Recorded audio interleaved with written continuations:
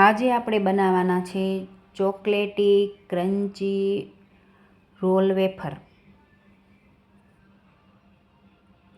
તેના માટે આપણે 2 થી 3 ચમચી ઘી લેવાનું। આપણે એટલું દૂધ લઈશું, દળેલી ખાંડ,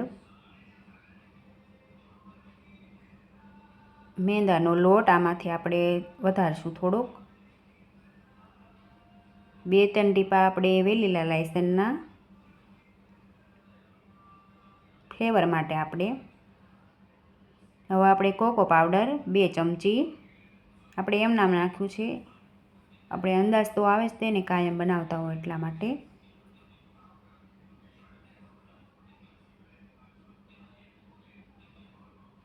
હવે આપણે આ બેકિંગ પાવડર,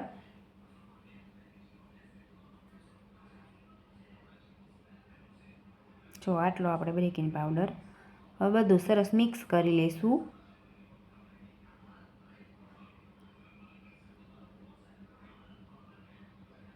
ગળી ન રહે તેનું આપણે ધ્યાન રાખવાનું। સરસ બેટર બનાવવાનું છે આપણે, બહુ ઘટ પણ નહીં અને બહુ પતળું પણ નહીં।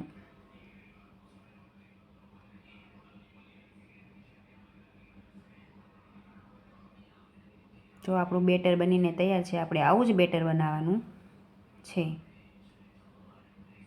હવે આપણે નોનસ્ટિક તવી લીધી છે, એની ઉપર આપણે તેલ કે ઘી કશું જ નથી લગાવવાનું, એમનામ જ આપણે એની ઉપર બેટર ફેલાવવાનું છે। અને ગેસ આપણે ચાલુ નથી કરવાનો, એનું આપણે ધ્યાન રાખવાનું છે। એમનામ જ આપણે ફેલાવવાનું છે પહેલાં, નહીંતર આપણો રોલ બનશે નહીં।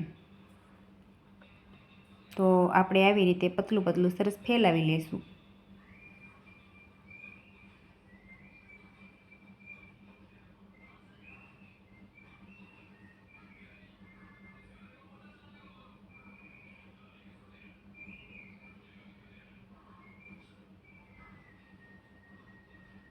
ફેલાઈ જાય પછી આપણે ગેસ ચાલુ કરવાનો છે, એ રીતે આપણે મીડિયમ।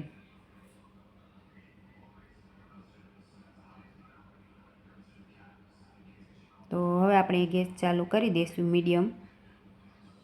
તો જો કેટલો સરસ કલર આવ્યો છે, આપણે એને પલટાવી લઈશું એક બાજુ।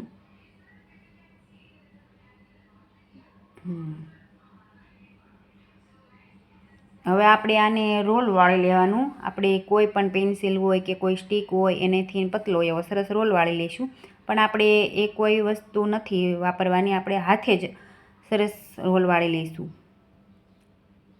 આ ગરમ હોય ત્યારે જ રોલ વળે છે, પછી ક્રિસ્પી થઈ જાય છે એટલે રોલ વળતો નથી, એટલે તમે જ્યારે ગરમ હોય ત્યારે જ રોલ વાળજો।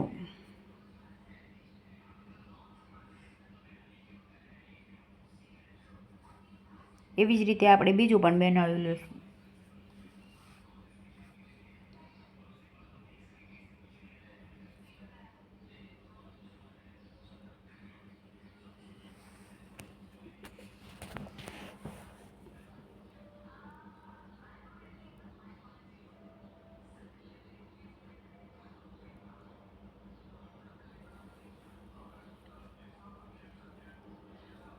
તો આપણા બધા જ રોલ બનીને તૈયાર છે, તમે જોઈ શકો કેટલા સરસ ક્રિસ્પી છે। આમાં તમે ચોકલેટ પણ ભરી શકો છો, આપણે એ ચોકલેટ આમાં ભરી છે।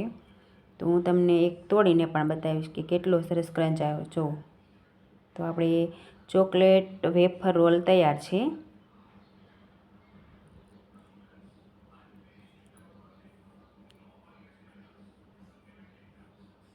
આપણે હવે ઉપરથી સજાવી લઈશું ચોકલેટથી। તમારા બાળકોને બહુ જ ભાવશે આ।